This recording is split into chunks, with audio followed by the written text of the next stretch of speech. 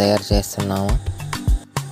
అందుకు 1 ఎకరాకి కావలసిన పదార్థాలు 200 లీటర్ల నీటికి 20 కేజీల జిల్లేడు ఆకులు, దేశీ ఆవు మూత్రం 10 లీటర్లు.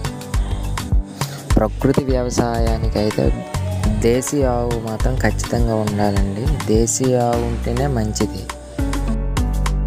ముందుగా డ్రమ్ములో తక్కువ నీరు తీసుకోవాలి. ఆ తర్వాత కావలసిన జిల్లేడు ఆకులు, మూత్రం వేసుకోవాలి.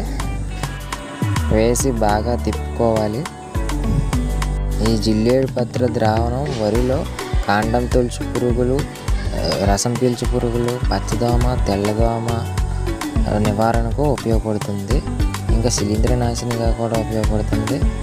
మరియు మొక్కలకు కావాల్సిన పొటాషియంను అందిస్తుంది. పై వరకు నీళ్లు వేసిన తర్వాత బాగా కలుపుకోవాలి.